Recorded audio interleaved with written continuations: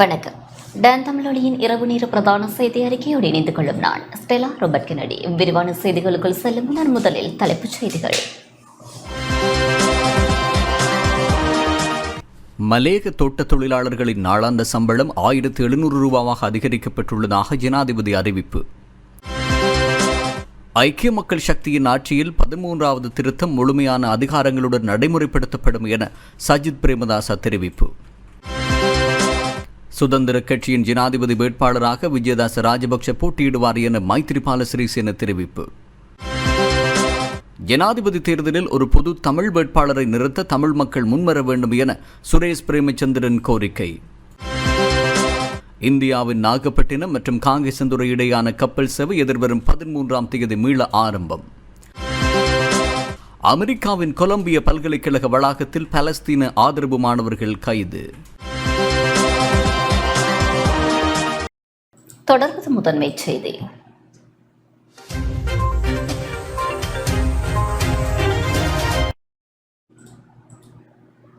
மலேக பெருந்தோட்ட தொழிலாளர்களின் நாளாந்த சம்பளம் 1700 ரூபாவாக அதிகரிக்கப்பட்டுள்ளதாக ஜனாதிபதி அறிவித்துள்ளார். பெருந்தோட்ட தொழிலாளர்களின் நாளாந்த வேதனத்தை 1700 ரூபாவாக அதிகரிக்க தொழிலமைச்சர் மனுஷ நாணயக்கார நடவடிக்கை எடுத்துள்ளதாக ஜனாதிபதி ரணில் விக்ரமசிங்க தெரிவித்துள்ளார். இலங்கை தொழிலாளர் காங்கிரஸ் ஏற்பாடு செய்த மேதின கூட்டம் கொட்டக்கலை பிரதேச சபை பொது விளையாட்டு மைதானத்தில் இன்று நடைபெற்றது. இதில் பிரதம விருந்தினராக ஜனாதிபதி ரணில் விக்ரமசிங்க கலந்து கொண்டு உரையாற்றும் போதே இதனை தெரிவித்தார்.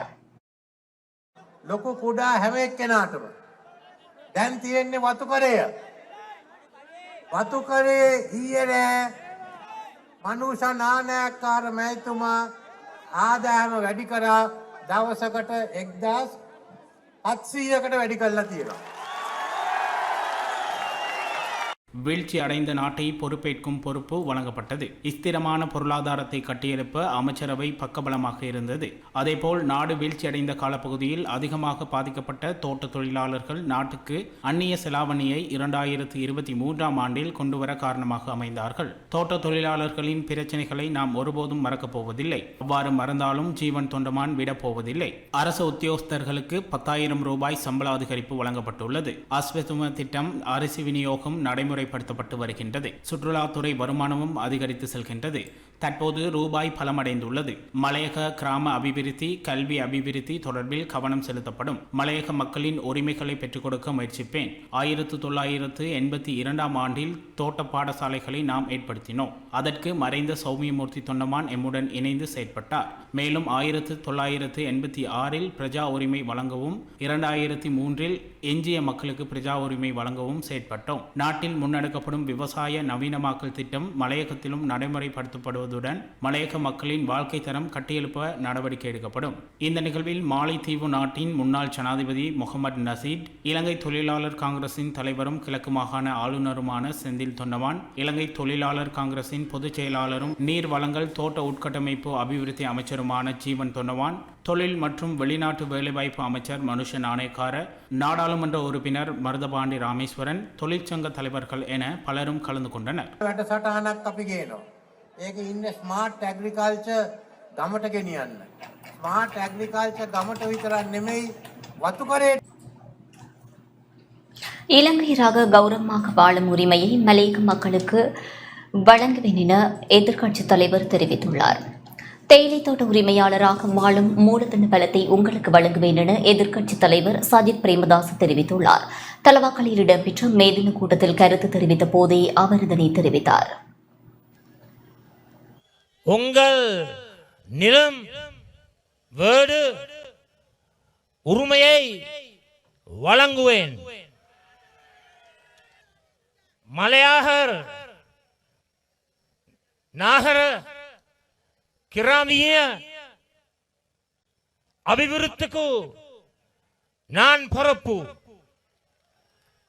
உங்கள் மருத்துவ, கல்வி, சாத்துணவு உரிமைகளை பாதுகாப்பேன்.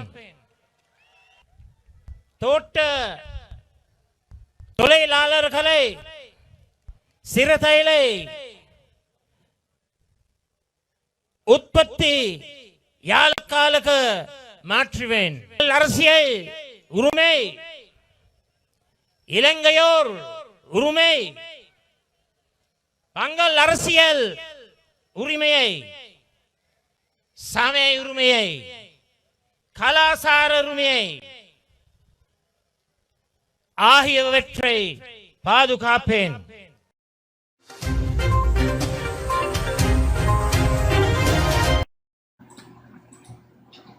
ஐக்கிய மக்கள் சக்தியின் ஆட்சியில் 13வது திருத்தம் முழுமையான அதிகாரங்களுடன் நடைமுறைப்படுத்தப்படும் என எதிர்க்கட்சித் தலைவர் சஜித் பிரேமதாச தெரிவித்துள்ளார். ஐக்கிய மக்கள் சக்தியின் ஆட்சியில் அரசியலமைப்பின் 13வது திருத்தத்தை முழுமையான அதிகாரங்களுடன் நடைமுறைப்படுத்த நடவடிக்கை எடுக்கப்படும் என ஐக்கிய மக்கள் சக்தியின் தலைவரும் எதிர்க்கட்சித் தலைவருமான சஜித் பிரேமதாச தெரிவித்துள்ளார்.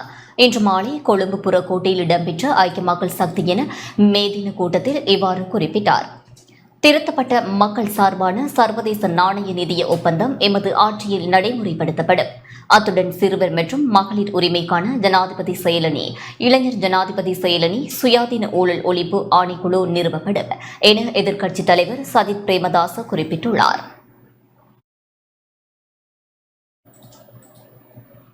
சுதந்திர கட்சியின் ஜனாதிபதி வேட்பாளராக விஜயதாச ராஜபக்ச போட்டியிடுவார் என முன்னாள் ஜனாதிபதி மைத்ரிபால சிறிசேன தெரிவித்துள்ளார்.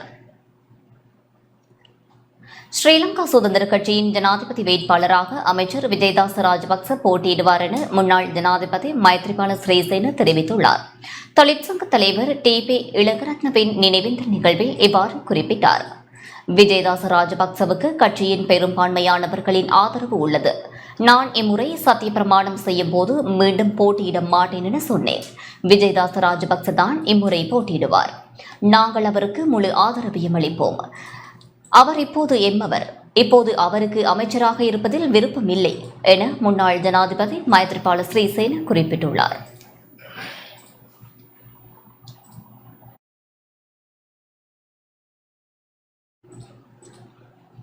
ஜனாதிபதி தேர்தலில் ஒரு பொது தமிழ் வேட்பாளரை நிறுத்த தமிழ் மக்கள் முன்வர வேண்டும் என ஏபிஆர்எல்எஃப்பின் தலைவர் சுரேஷ் பிரேமச்சந்திரன் தெரிவித்துள்ளார். தேசிய இனப்பிரச்சினைக்கு தீர்வினை வலியுறுத்த எதிர்வரும் ஜனாதிபதி தேர்தலில் ஒரு பொது தமிழ் வேட்பாளரை நிறுத்துவது காலத்தின் தேவை என ஏபிஆர்எல்எஃப்பின் தலைவர் சுரேஷ் பிரேமச்சந்திரன் தெரிவித்துள்ளார். யாழ்ப்பாணம் மானிப்பையில் நடைபெற்ற ஜனநாயக தமிழ் தேசிய கூட்டணியின் மேதின நிகழ்வில் உரையாற்றும் போது அவர் இதனை தெரிவித்தார். வரக்கூடிய ஜனாதிபதி தேர்தலில் தமிழ் மக்கள் எல்லோரும் ஒன்றிணைந்து ஒரு பொது வேட்பாளரை நிறுத்துவதனூடாக எங்களது வாக்குகள் அனைத்தும், வடக்கு கிழக்கில் இருக்கக்கூடிய வாக்குகள் அனைத்தும் அந்த பொது வேட்பாளர்களுக்கு கொண்டு போவதனூடாக சிங்கள அரசியல் சமூகத்திற்கு நாங்கள் ஒரு தெளிவான விஷயத்தை சொல்லுவோம். நீங்கள் சரியான பிரச்சனையை இனங்கண்டு தீர்ப்பதற்கு இன்னும் நீங்கள் முன்வரவில்லை. நீங்கள் இன்னும் பிழையான பாதையிலேயே போய்கொண்டிருக்கிறீர்கள். தேசிய இன பிரச்சனைக்கு தீர்வு காண முடியாமல் பொருளாதார பிரச்சனை என்பது தீர்க்கப்பட மாட்டாது. ஆகவே அந்த தேசிய இன பிரச்சனைக்கு தீர்வு காண வேண்டும். அதனைத்தான் தமிழ் மக்கள் வலியுறுத்தி ஒரு தமிழ் பொது வேட்பாளருக்கு வாக்களித்ததனூடாக அந்த செய்தியை அவர்கள் சொல்கிறார்கள் என்பதை இலங்கை அரசாங்கத்திற்கு, சிங்கள வேட்பாளர்களுக்கு, சிங்கள சமூகத்திற்கு, என்ன சொல்லப்போனால் கொழும்பில் இருக்கக்கூடிய ராஜதந்திர மட்டங்களுக்கு நாங்கள் இந்த விஷயத்தை ஓங்கி சொல்ல வேண்டும். வடகிழக்கில் இருக்கக்கூடிய மிக பெரும்பாலான சிவில் அமைப்புகள், ஜனநாயக தமிழ் தேசிய கூட்டணியில் இருக்கக்கூடிய 5 கட்சிகள், இவர்கள் எல்லோரும் இணைந்து ஒரு பொது வேட்பாளருடைய தேவையை வலியுறுத்துகின்றார்கள். தமிழ் மக்களுடைய பிரச்சனையை வெளியில் கொண்டு போவதற்கு, ஒரு ஆணையை பெற்றுக்கொள்வதற்கு, சிங்கள அரசியல் சமூகத்திற்கு தமிழ் மக்களுடைய தேவைகளை வெளிப்படுத்துவதற்கு ஒரு தமிழ் வேட்பாளருக்கு வாக்களிக்க சொன்னால் அவர்கள் வாக்களிப்பார்களா மாட்டார்களா? இன்று தமிழ் சமூகத்தின் மிக பெருமளவிலான சிவில் சமூகம் உட்பட இதனை இன்று ஏற்றுக்கொண்டிருக்கிறார்கள். அந்த ஜனாதிபதி தேர்தலை தமிழ் மக்களுடைய பிரச்சனையை கையாளக்கூடிய ஒரு களமாக, தமிழ் மக்களுடைய கோரிக்கைகளை சரியான முறையில் வெளிக்கொண்டு வர ஒரு களமாக, தமிழ் மக்களுக்கான ஒரு ஆணையை மீள பெற்றுக்கொள்ளக்கூடிய ஒரு களமாக அந்த தேர்தல் பாதிக்கப்பட வேண்டும்.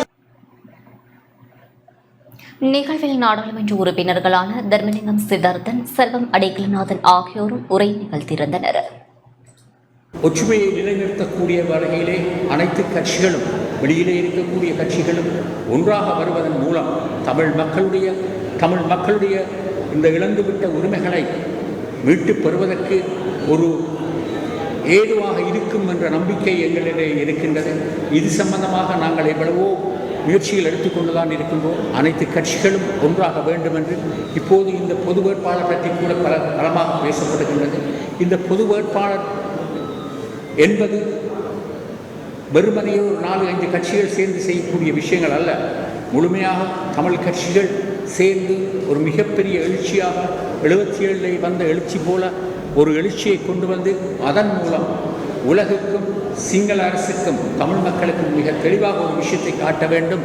தமிழ் மக்கள் இன்றும் தங்களுடைய அடிப்படை உரிமைகளை வென்றெடுப்பதிலே ஒற்றுமையாக ஆர்வமாக செயற்பட்டு கொண்டிருக்கிறார்கள் என்பதை காட்ட வேண்டும். எங்களுடைய மக்கள் ஒரு போர் சூழலிலே வாழ்ந்து கொண்டிருக்கின்ற நிலையையும்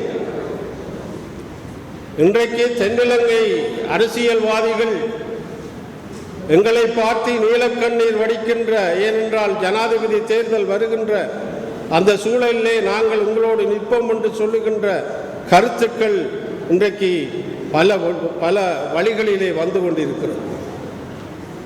ஆகவே இதற்கு நாங்கள் என்ன செய்ய வேண்டும்? எங்களுடைய இனத்தை,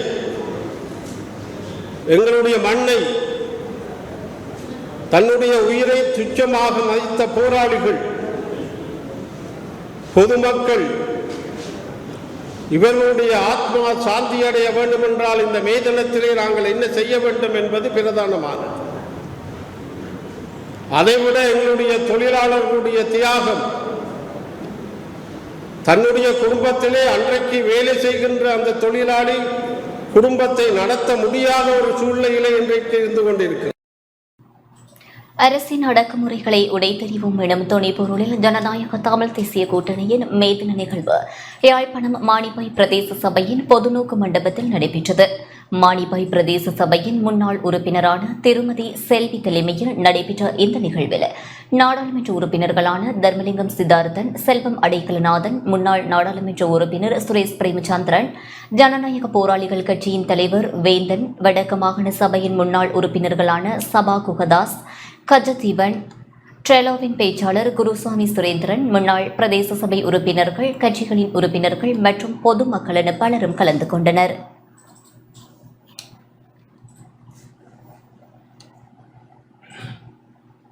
இலங்கை ஆசிரியர் சங்கத்தின் மேதின கூட்டம் இன்று காலை யாழ்ப்பாணம் நெல்லூரில் இடம்பெற்றது.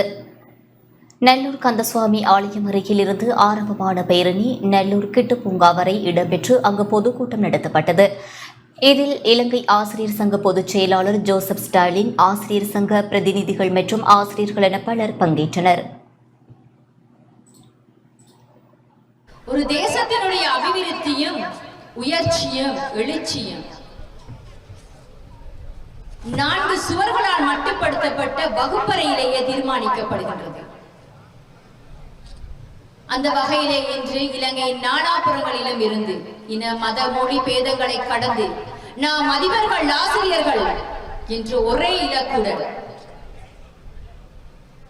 இன்று ஒன்றாக இந்த சந்தர்ப்பத்திலே குழுமி இருக்கும் ஒற்றுமையின் வெற்றி திருநாளாகும். எனவே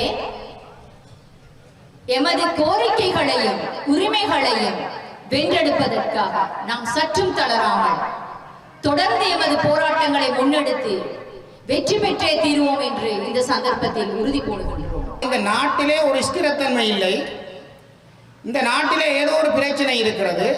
இந்த நாட்டிலே ஒரு பாதுகாப்பு அச்சுறுத்தல் இருக்கிறது.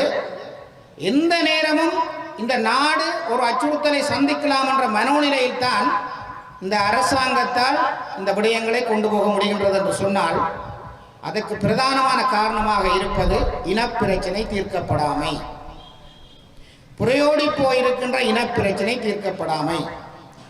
இந்த இனப்பிரச்சனை தீர்க்கப்படாத வரைக்கும் இந்த நாட்டினுடைய பொருளாதாரம் ஒரு படி கூட ஏறப்போவதில்லை. யாழ்ப்பாண மக்களின் பிரச்சனையை நாங்கள் முன்னுக்கு கொண்டு வர வேண்டும்.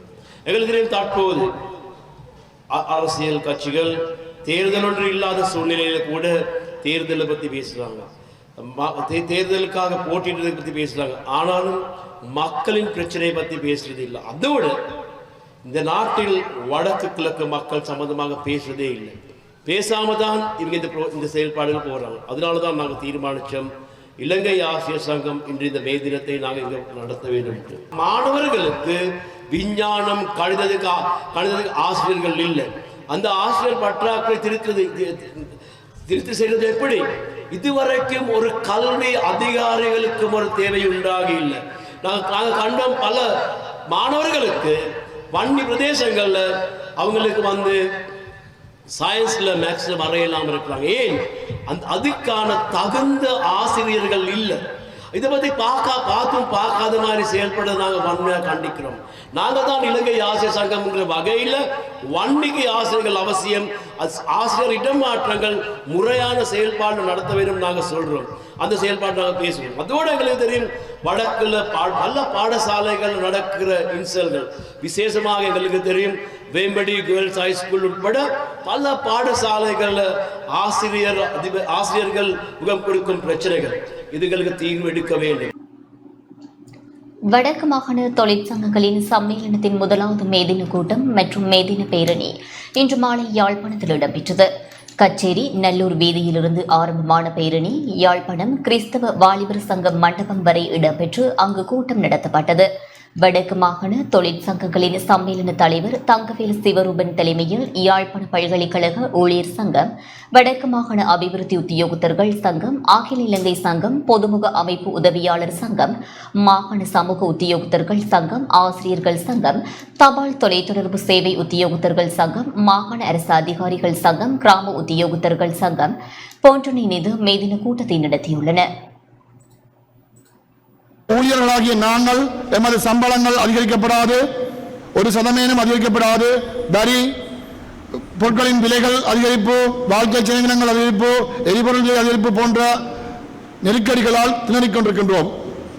ஆனாலும் அரசாங்கமோ அல்லது அரசு நிர்வாகமோ எம்மை கண்டுகொள்ளவில்லை. எமக்கு நியாயமான சம்பள அதிகரிப்பை, வாழ்க்கை செலவு அதிகரிப்புக்கு ஏற்ப அல்ல வாழ்க்கை நெருக்கடிக்கு ஏற்ப நியாயமான சம்பள அதிகரிப்பை வழங்காது நாங்கள் போராடி தட்டி கேட்க வேண்டும் என்று எதிர்பார்க்கின்றது. சிறந்த ஒரு அரசாங்கம் என்று சொன்னால் வாழ்க்கை செலவின அதிகரிப்புக்கு ஏற்ற வகையிலே ஒவ்வொரு அரச ஊழியரிடமும் ஒவ்வொரு தொழிலாளரிடமும் சம்பளங்கள் அதிகரிக்கப்படுவதற்கான நடவடிக்கையை முன்னெடுக்க வேண்டியது அவசியம். இலங்கையிலே 16 லட்சம் பேர் தொழிலாளர் படையாக காணப்படுகின்றனர். அவற்றிலே அரச தொழிலாளர் படையை பார்த்தோம் என்று சொன்னால் வரும் 2 லட்சம் பேர் தான் காணப்படுகின்றனர். தேசிய மக்கள் சக்தியின் மேதின கூட்டம் இன்று யாழ்ப்பாணம் தந்தை செல்வா சதுக்கத்தில் இடம்பெற்றது. யாழ்ப்பாணம் மாவட்ட அமைப்பாளர் ராமலிங்கம் சந்திரசேகர் தலைமையில் இன்று காலை 10 மணிக்கு கூட்டம் இடம்பெற்றது. நாட்டை கட்டியெழுப்பும் தீர்வுக்கு மக்கள் சக்தி ஓரணியில் திரண்டு இன மத ஜாதி பேதமின்றி புதிய சுதந்திர போராட்டத்திற்காக போராடுவோம் என்ற கோஷத்தை முன்வைத்து உழைக்கும் வர்க்கத்தின் உரிமைக்காக நாட்டின் பொருளாதார மற்றும் அரசியல் உரிமைகள் சம்பந்தப்பட்ட அனைத்து உரிமைகளையும் வென்றெடுக்க தேசிய மக்கள் சக்தி அறைகூவல் விடுத்துள்ளது.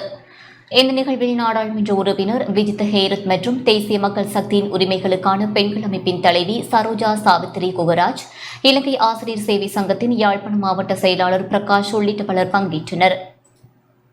இது நூற்றாண்டு மாற்றத்துக்குடைய காலமாக இருந்தாலும், அதாவது 100 வருடங்கள் சென்றிருந்த போதிலும் கூட இன்றும் அதே உழைப்பு சுரண்டல் நடந்து கொண்டே தான் இருக்கின்றது. உழைப்புக்கு ஏற்ற ஊதியம் வழங்கப்படாமல் தான் இருக்கின்றது. அது மட்டுமல்லாமல் மக்களுடைய உரிமைகள் மீறப்பட்டு கொண்டே தான் இருக்கின்றது. ஆகவே தான் நாங்கள் கூறுகின்றோம், அந்த உரிமைகளை பெறுவதற்காக, அந்த உழைக்கும் மக்களின் உழைப்புக்கான ஊதியத்தை பெற்றுக் கொள்வதற்காக, அது மட்டுமல்லாமல் எதிர்கால சந்ததியினரின் உரிமைகள், கல்வி, சுகாதார, போக்குவரத்து வசதிகளை மேம்படுத்துவதற்காக, இந்த முறைமையை மாற்றுவதற்காக இன்னும் இந்த போராட்டம் நீடிக்கொண்டே தான் இருக்கின்றது. இன்று இலங்கையை ஆட்டி படைக்கின்றனர். மாத்தறையில் அனுமதி கோலத்தில் மாற்றமல்ல, யாழ்ப்பாணத்திலும் கூட, யாழ் நகரத்திலும் கூட அதிகமான மக்கள் கூடியிருக்கின்ற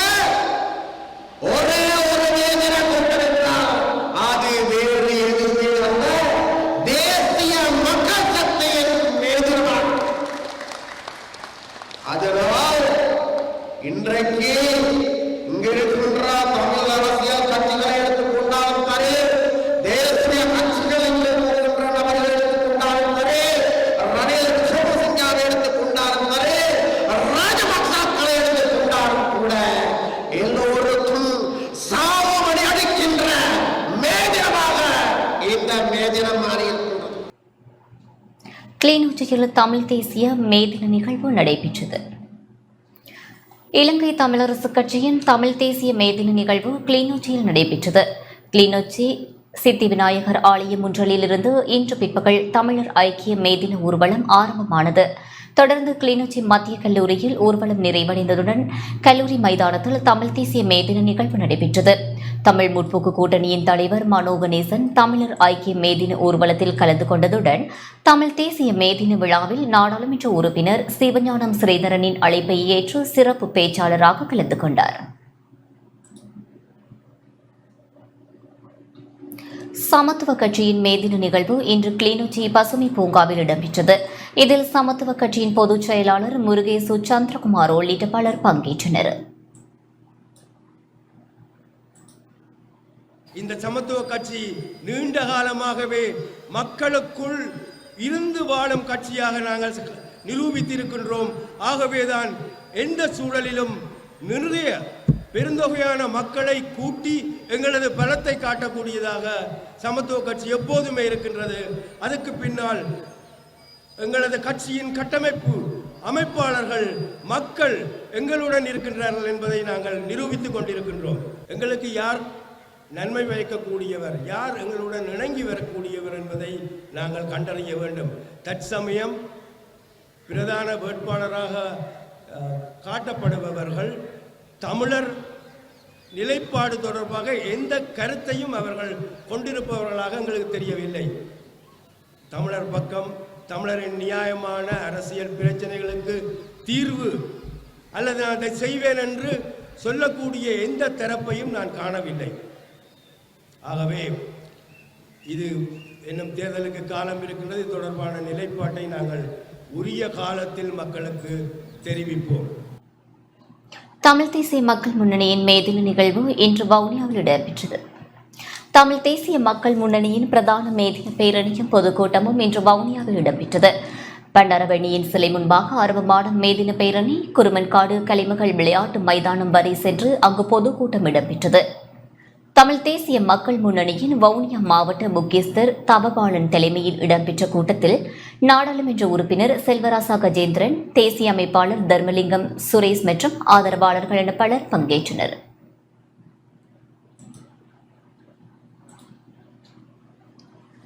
புதிய ஜனநாயக மார்க்சிச லெனினிச கட்சியின் மேதின ஊர்வலம் இன்று காலை வவுனியாவில் இடம்பெற்றது. வவுனியா தமிழ் மத்திய மகா வித்தியாலயத்துக்கு முன்பாக ஆரம்பமாகிய ஊர்வலம் பஜார் வீதி ஊடாக வவுனியா நகர மண்டபத்தை அடைந்திருந்தது. அங்கு மேதின கூட்டம் இடம்பெற்றது.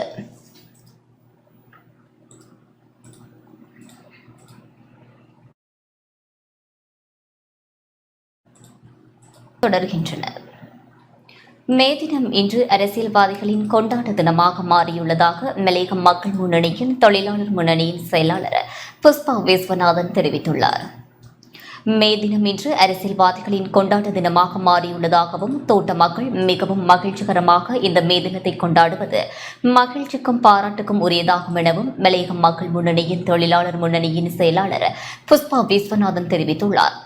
இன்று நுவரெலியா கொட்டக்கலை சானஸ்டன் மேஃபில் தோட்டத்தில் ஒழுங்கு செய்யப்பட்ட மேதின கூட்டத்தில் இவ்வாறு குறிப்பிட்டார். இதன்போது மரணித்த தொழிலாளர்கள் மற்றும் தொழிற்சங்கவாதிகளின் நினைவு கூர்ந்து பூஜை வழிபாடு இடம்பெற்றதைத் தொடர்ந்து தொழிற்சங்க கொடி ஏற்றப்பட்டு பட்டாசு கொளுத்தப்பட்டு மேதின நிகழ்வு இடம்பெற்றது. இதில் மலையக மக்கள் முன்னணியைச் சேர்ந்த முக்கியஸ்தர்கள், தொழிலாளர்கள், தேசிய சங்க முக்கியஸ்தர்கள் என பலர் பங்கேற்றனர்.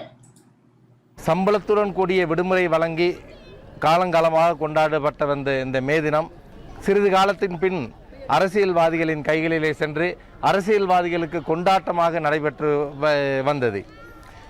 இந்த மேஃபில் தோட்டத்திலே இன்று நடக்கும் இந்த மே தினம் உண்மையான மே தினமாக நான் கருதுகிறேன். உழைக்கும் மக்கள் நீங்கள் சந்தோஷமாக இன்று இந்த மே தினத்தை கொண்டாடி கொண்டிருக்கின்றீர்கள். இதுவே உண்மையான மே தினம். உங்களை ஒவ்வொரு அரசியல் கூட்டங்களுக்கும் அழைத்து சென்று அங்கு குண்டூசி கூட இல்லாத உங்களை குண்டு இருக்கிறதா என்று செக் பண்ணி கிரவுண்டுக்குள்ளுக்கு அனுப்பி அங்கிருந்து தண்ணி கூட குடிக்க வழி இல்லாமல் நீங்கள் இருந்து கொண்டாடுவதல்ல மே தினம். இது உண்மையான மே தினம். தோட்ட தொழிலாளர்கள் தோட்டத்துக்கு அருகிலே மிகவும் சிறப்பாக கொண்டாடி கொண்டிருக்கிறீர்கள். உங்களுக்கு வாழ்த்து தெரிவிப்பதோடு இன்று கௌரவ ஜனாதிபதி அவர்கள் இன்று சம்பளம் சம்பந்தமாக அறிவிக்கப் போவதாக சொல்லி இருக்கின்றார்கள். கொட்டகையிலே நடக்கும் மே தினத்தில். இங்கு கொட்டகையிலே நடக்கும் மே தினத்தில் இல்லை, அவர் சம்பளம் சம்பந்தமாக கம்பெனிகளுடன் பேச வேண்டும், தொழிலாளர்களுடன் அல்ல. தொழிலாளர்கள் ஒரு தொகையை தீர்மானித்து விட்டார்கள், இவர்கள் கம்பெனியுடன் பேசி சம்பளத்தை பெற்றுக் கொடுக்க வேண்டும். அந்த சம்பளத்தை பெற்றுக் கொடுக்கும் அந்த நாள்தான் நிச்சயமாக தொழிலாளர்களுக்கு ஒரு சுதந்திரமான மே தினமாக, தொழிலாளர் தினமாக அமையும் என்று நினைவு கூர்ந்து, மலையக மக்கள் சக்தி ஒழுங்கு செய்த மேதின நிகழ்வு மலையக மக்கள் சக்தியின் தலைவர் ராமன் செந்துரன் தலைமையில் இன்று நுவரெலியா ஹேட்டன் DKW கலாசார மண்டபத்தில் இடம்பெற்றது. இதன்போது தோட்டப்புறங்களில் இருந்து தெரிவாகி பல்கலைக்கழகங்களில் கல்வி கற்கும் பிள்ளைகளின் பெற்றோர்கள் பொன்னாடை அணிவித்து கௌரவிக்கப்பட்டதுடன் மாணவர்கள் கல்வியை தொடர்வதற்கான நிதி உதவியும் வழங்கப்பட்டது. இந்த நிகழ்வில் மலையக மக்கள் சக்தியின் செயலாளர் தினேஷ்குமார், மகளிர் பிரிவு பொறுப்பாளர் பிரியா உட்பட கல்விமான்கள், ஓய்வு நிலை அதிகாரிகள், சமூக சேவையாளர்கள் என பலர் பங்கேற்றனர். சர்வதேச தொழிலாளர் தினத்தில் பல்வேறு கோரிக்கைகளை வலியுறுத்தி இன்று நுவரெலியா ஹேட்டனில் ஆர்ப்பாட்டம் இடம்பெற்றது. ஹேட்டன் மல்லிகைப்பூ சந்தையில் இடம்பெற்ற ஆர்ப்பாட்டத்தில் வீட்டு வேலைகளில் ஈடுபடும் தொழிலாளர்கள் உட்பட புலம்பெயர் தொழிலாளர்கள் சுமார் 150க்கும் மேற்பட்டவர்கள் பங்கேற்றனர். மல்லிகைப்பூ சந்தையில் இருந்து ஹேட்டன் மணிக்கூட்டு கோபுரம் வரை பேரணியாக சென்ற மக்கள் அங்கு ஆர்ப்பாட்டத்தை நிறைவு செய்தனர்.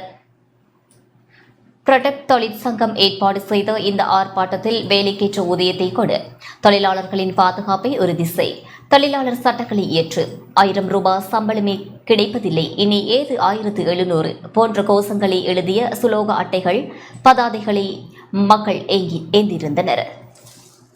தொழிலாளர் கோரிக்கை நிறைவேறிச்சாங்கிறதே ஒரு கேள்விக்குறியா இருக்கிற நேரத்தில் எல்லா இடத்துலையுமே தொழிலாளர்களுக்கான கொண்டாட்டம் அப்படின்னு சொல்லி கொண்டாடி கொண்டிருக்கிறாங்க.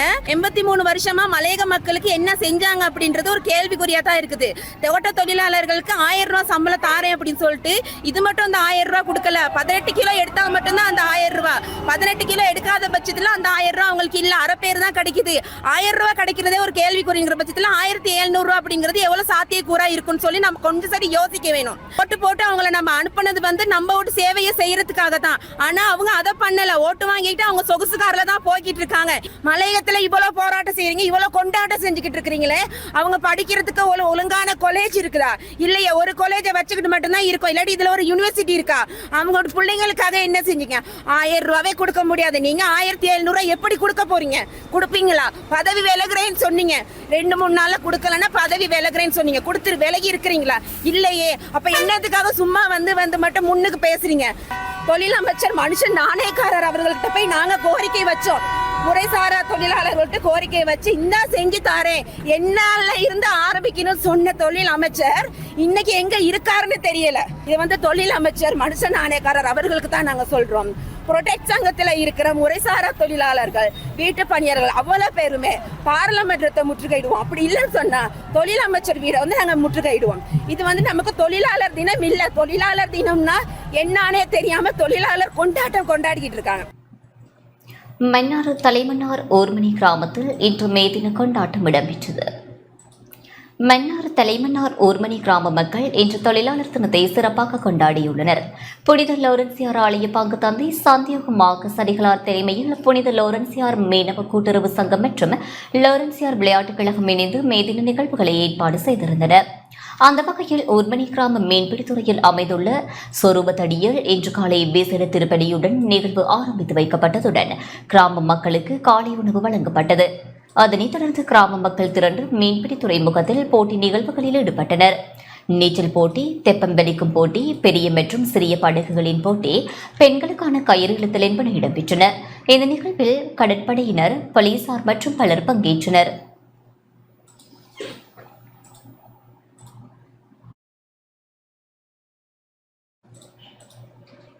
இந்தியாவின் நாகப்பட்டினம் மற்றும் காங்கேசன்துறை இடையான கப்பல் சேவை எதிர்வரும் 13ஆம் தேதி மீள ஆரம்பிக்கப்படவுள்ளது. இந்தியாவின் நாகப்பட்டினம் மற்றும் யாழ்ப்பாணம் காங்கேசன்துறை இடையான கப்பல் சேவை எதிர்வரும் 13ஆம் தேதி மீள ஆரம்பிக்கப்படவுள்ளதாக குடிவரவு மற்றும் குடியகழ்வு கட்டுப்பாட்டாளர் நாயகம் ISHJ இலுப்பிட்டியா தெரிவித்துள்ளார். இந்திய இலங்கை கப்பல் சேவை சீரற்ற கடல்நிலை காரணமாக ரத்து செய்யப்பட்டது. 4 தசாப்தங்களின் பின்னர் இந்தியா மற்றும் இலங்கை இடையான பயணிகள் கப்பல் சேவை கடந்த வருடம் அக்டோபர் மாதம் 14ஆம் தேதி ஆரம்பித்து வைக்கப்பட்டது. அதன் பின்னர் வடகிழக்கு பருவமழை காரணமாக கப்பல் சேவை கடந்த அக்டோபர் மாதம் 20ஆம் தேதியுடன் தற்காலிகமாக நிறுத்தப்பட்டது.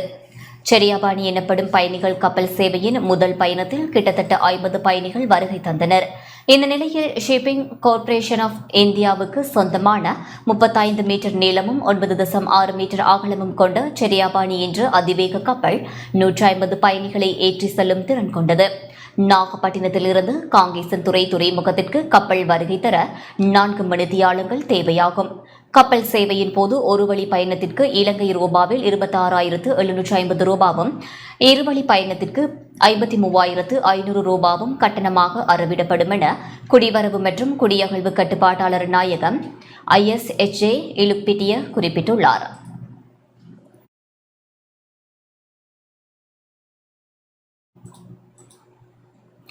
நிதி ராஜாங்க அமைச்சர் ஷெஹான் சேமசிங்க ஜோர்ஜியாவிற்கு பயணமானார். ஆசிய அபிவிருத்தி வங்கியின் வருடாந்த கூட்டத்தில் பங்கேற்பதற்காக நிதி ராஜாங்க அமைச்சர் ஷெஹான் சேமசிங்க ஜோர்ஜியாவிற்கு பயணமானார். இந்த மாநாடு நாளை முதல் எதிர்வரும் 5ஆம் தேதி வரை ஜோர்ஜியாவின் தலைநகரில் நடைபெறவுள்ளது. இவ்வருட மாநாடானது ஏனைய உறுப்பு நாடுகளுடன் கூட்டுறவை ஏற்படுத்துவதற்கான களமாக அமையும் என எதிர்பார்க்கப்படுவதாக தெரிவிக்கப்படுகின்றது.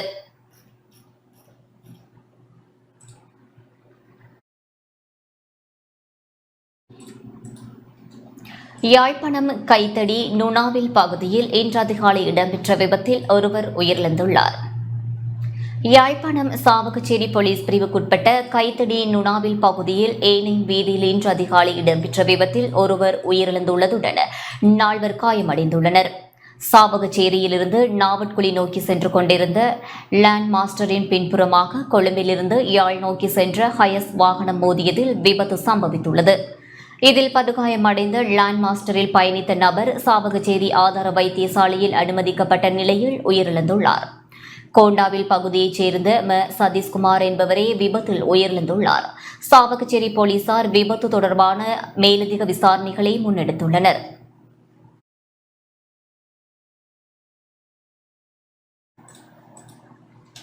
மட்டக்களப்பு பட்டிருப்பு வலயத்தின் முன்னாள் கல்வி பணிப்பாளரது இடமாற்றத்திற்கு எதிராக போராட்டம் ஒன்று முன்னெடுக்கப்பட்டது. மட்டக்களப்பு பட்டிருப்பு வலயத்தின் முன்னாள் பணிப்பாளர் ஸ்ரீதரனின் இடமாற்றத்தை ரத்து செய்ய கோரி போராட்டம் ஒன்று மட்டக்களப்பு காந்தி பூங்காவில் முன்னெடுக்கப்பட்டது. பட்டிருப்பு கல்வி வலயத்தின் முன்னேற்றத்தை தடுக்காதே, போரத்தீவு பற்றி கோட்ட பாடசாலைகளின் ஆசிரியர் வெற்றிடங்களை நிரப்பி கல்வியை முன்னாள் பணிப்பாளரா ஸ்ரீதரனை மேம்படுத்தினார் போன்ற வாசகங்கள் மற்றும் கோஷங்களையும் போராட்டக்காரர்கள் எழுப்பினர். பட்டிருப்பு கல்வி வலயம் சிறப்பாக உயர்ந்து வளர்ந்து வருகின்ற நேரத்தில் ஒரு சில ஆட்களின் செயற்பாட்டுக்காக மிகவும் தலைமைத்துவமாகவும் உன்னிப்பாகவும் நல்ல சிந்தனையோடு செயற்பட்டு வந்த எமது வலயக்கல்வி பணிப்பாளர் திரு ஸ்ரீதரன் ஐயா அவர்களை திடீரென இடமாற்றம் செய்து விட்டார்கள். இது எங்களுக்கு மனவேதனையாக இருக்கிறது. வலயக்கல்வி பணிப்பாளராகிய எங்கள் ஸ்ரீதரன் ஐயா அவர்களை மீண்டும் எங்கள் பிரதேசத்தில் செயற்பட வேண்டும் என நாங்கள் ஒரு கோரிக்கை விடுத்துள்ளோம். ஆனால் எங்களுக்கு அவரை திடீரென்று இடமாற்றம் செய்தது மிகவும் கவலையும் ஒரு இழப்பும். அரசியல் சார்ந்து முறைகளான மாற்றம் ஒன்றினை ஏற்படுத்தியிருக்கின்றது இந்த கிழக்கு மாகாணம். ஆகவே கிழக்கு மாகாண ஆளுநர் அவர்களும் கிழக்கு மாகாண கல்வி பணிப்பாளர் அவர்களும் இந்த முறைகளான மாற்றத்துக்கு உடனடியாக நடவடிக்கை எடுத்து தொடர்ந்தும் எங்களுடைய கல்வி பணிப்பாளர் அவர்கள் எங்களுக்கு அவருடைய சேவையை வழங்க வேண்டும். இனங்களுக்கு இடையே நல்லிணக்கத்தை ஏற்படுத்த அனைத்து இன மக்களும் ஒத்துழைக்க வேண்டும் என அம்பாறை மாவட்ட சிவில் சமூக தலைவர்கள் கோரிக்கை விடுத்துள்ளனர். இனங்களுக்கு இடையில் சமாதானத்தையும் நல்லுறவையும் கட்டியெழுப்ப அனைத்து இன மக்களும் முன்வர வேண்டும் என அம்பாறை மாவட்டத்தில் உள்ள சமூக தலைவர்கள் கோரிக்கை விடுத்துள்ளனர். அம்பாறை மாவட்ட சிவில் சமூக பிரதிநிதிகளால் இன்று நடாத்தப்பட்ட ஊடக சந்திப்பின் போது இவ்வாறு வலியுறுத்தப்பட்டது. இந்த நாடு கடந்த 30 வருட கால யுத்தத்தை எதிர்நோக்கி ஒரு சீரழிவு நிலையை எதிர்நோக்கி இருந்தாலும் கூட அடுத்து வருகின்ற தொடர்ச்சியாக வருகின்ற தேர்தல் காலங்களிலே இருக்கின்ற யுத்த கால அராஜகங்கள் ஓய்வடைந்திருந்தாலும் இந்த தேர்தல் காலத்திலே இந்த அராஜக நிலைகள் அடிக்கடி ஒரு சிறு அளவிலே ஒரு குறிப்பிட்ட அளவிலே தோன்றி இருப்பது ஒரு சவாலாக இருக்கின்றது சமாதானத்தை கொண்டு வருவதற்காக. எனவே நாங்கள் இன்று சிவில் சமூக தலைவர்களாக ஒன்றிணைந்து எவ்வாறு நாங்கள் எதிர்காலத்திலே அவ்வாறு ஒரு நல்ல ஒரு இலங்கையை அம்பாறை மாவட்டத்திலே இருக்கின்ற எங்களுடைய எதிர்கால சந்ததிக்கு கொண்டு செல்லலாம் என்பது தொடர்பாக குறிப்பாக குறிப்பாக இந்த இன ஐக்கியம், இந்த போதைப் பொருள் மற்றும் மதுபான பாவனைகள் எவ்வாறு இந்த குடும்பங்களை சமூகங்களை சீரழிக்கின்றது, அந்த போலி செய்திகள் எவ்வாறு சீரழிக்கின்றது தொடர்பாக இந்த ஊடக மாநாட்டை நடத்தி வருகின்றோம். அதாவது நாங்கள் அனைவரும் வன்முறையற்ற ரீதியில் முரண்பாடுகளை களைந்து சம வாய்ப்பு, சம வளப்பகிர்வு என்ற ரீதியில் சமமான தன்மை இடம்பெறும் போது இங்கு பாரியதொரு மாற்றத்தை காண முடியும். இன சுதந்திரங்கள், அதாவது அந்தந்த மொழிகளும் அந்தந்த மதங்களும் தங்களுடைய சுதந்திரமாக செயற்படக்கூடிய அளவுக்கு சட்டங்கள் அமுல்படுத்தப்பட வேண்டும். பாரபட்சமற்ற முறையிலே சட்டங்கள் இயற்றக்கூடாது. எனவே அதிகாரிகள் மட்டத்திலேயும் உயர் அதிகாரிகள், திணைக்கள தலைவர்கள், பாதுகாப்புக்கு சட்டத்துக்கு பொறுப்பாயிருக்கின்ற பொறுப்பு வாய்ந்த உத்தியோகத்தர்கள் இந்த விடயத்தில் மிகவும் கவனமாக இருக்க வேண்டும். அது மாத்திரமல்ல, இனங்கள் ரீதியாக இருக்கப்படுகின்ற பிரச்சனைகளுக்கு அந்த இன ரீதியாக குழுக்கள் அமைக்கப்பட்டு அந்தந்த பிரதேசங்களிலே சமூக முக்கியஸ்தர்களை கொண்ட இன ரீதியான குழுக்களை நாங்கள் அமைத்து அந்த பிரதேசங்களில் காணப்படுகின்ற அமைதியின்மை பிரச்சனைகளை நாங்கள் மிகவும் நல்ல முறையில் இணக்கப்பாட்டுடன் நாங்கள் அந்த தீர்வுகளை பெற்றுக்கொள்ள வேண்டும்.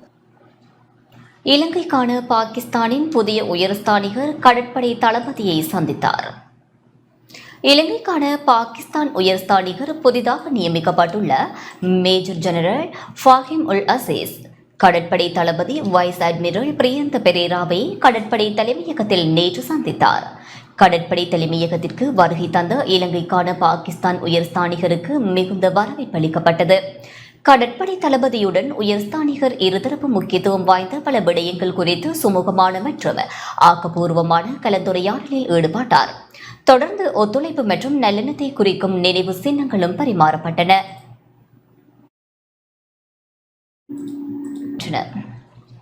உமாஓயா பல்நோக்கு அபிவிருத்தி திட்டம் தொடர்பில் எந்த பிரச்சனையும் இல்லை என ராஜாங்க அமைச்சர் இந்திக்கு அனுருத்த ஹைரத் தெரிவித்துள்ளார்.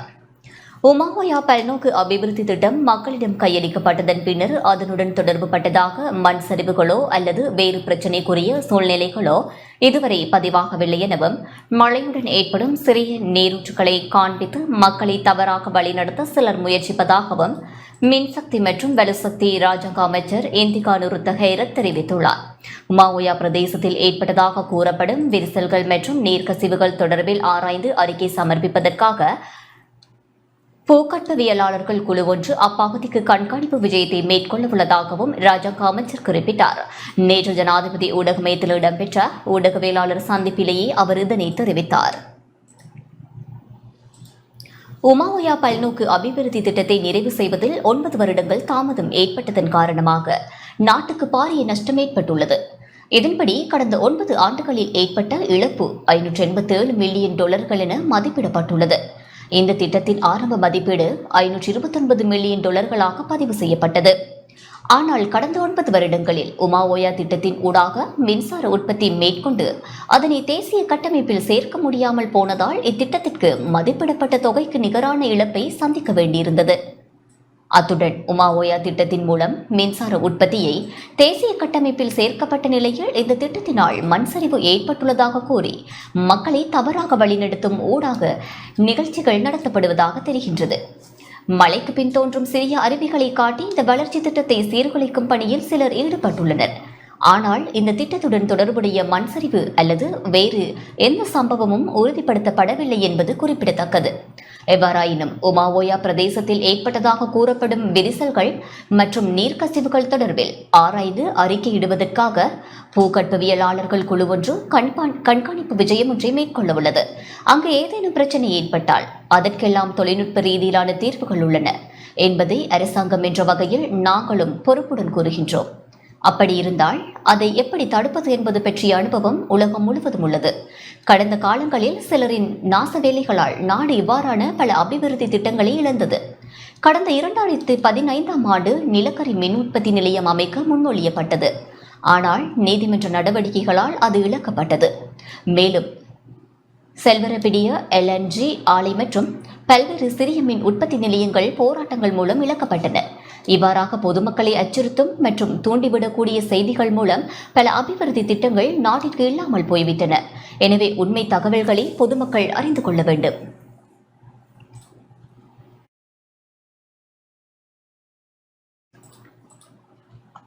மட்டக்களப்பில் ஸ்ரீலங்கா முஸ்லிம் காங்கிரசின் புதிய அலுவலக திறப்பு விழா நடைபெற்றது. ஸ்ரீலங்கா முஸ்லிம் காங்கிரஸ் கட்சியை நாடளாவிய ரீதியில் புனரமைக்கும் திட்டத்தின் கீழ் மட்டக்களப்பு ஏறாவூரில் முதலாவது அலுவலகம் திறக்கப்பட்டது. ஸ்ரீலங்கா முஸ்லிம் காங்கிரஸ் கட்சியின் பிரதேச அமைப்பாளர் MKM மனாப்தீன் தலைமையில் திறப்பு விழா நடைபெற்றது. விழாவின் அதிதிகளாக பாராளுமன்ற உறுப்பினர் ரவ் ஹக்கீம், அலி சாஹிர் மௌலானா மற்றும் கிழக்கு மாகாண முன்னாள் ஆளுநர் MLAM ஹிஸ்புல்லா ஆகியோர் கலந்து கொண்டனர். அதிதிகளால் மரக்கன்றுகளும் நாட்டப்பட்டனர். உலகத்தில் எங்கெல்லாம் முஸ்லிம்கள் வாழ்கிறோமோ அங்கெல்லாம் நாங்கள் நிறைய பிரச்சனைகளை எதிர்நோக்குகிறோம். ஆக இவைகளுக்கு தீர்வு நாங்கள் ஒற்றுமைப்படுவதுதான். சகோதரர்களே, ஒவ்வொரு தாய்மார்களும், ஒவ்வொரு சகோதரிகளும், ஒவ்வொரு மாநில தோழர்களும் முற்று முற்றாக ஒழுங்கு 100% எங்களது கட்சியுடன் நாங்கள் எந்த அளவுக்கு ஆதரவை கொடுத்து பலப்படுத்தி செய்கின்றோம், அது சமுதாயத்துக்கு வளம் சேர்க்கின்ற, பெருமை சேர்க்கின்ற ஒரு முக்கியமான ஒரு அம்சமாக, ஒரு பல்லான கடமையாக அது இருக்கின்றது என்பது தேர்தல் கேட்கணும்னு ஆசை இருக்குதான். ஆனா தேர்தல் நடந்தால் தான் கேட்கணும். எனவே நடக்குமா இல்லையான்னு ஒரு ஆளுக்கு மட்டும்தான் தெரியும். அது பதவியில் இருக்கிறார். அவரை நடத்தலாமா நடத்தக்கூடாத மாதிரி யோசிச்சுட்டு இருக்கிற மாதிரியும் படம். ஐக்கிய மக்கள் சக்தியில் மாற்றம்னா தேர்தல், பாராளுமன்ற தேர்தல் நடந்தால் ஆக கூடுதலான ஆசனைகளை பெறலாம் நம்பிக்கை இருக்குது. தொடர்ந்தும் டான் தமிழொலி வழங்கும் நிகழ்ச்சிகளோடு இணைந்திருங்கள். வணக்கம்.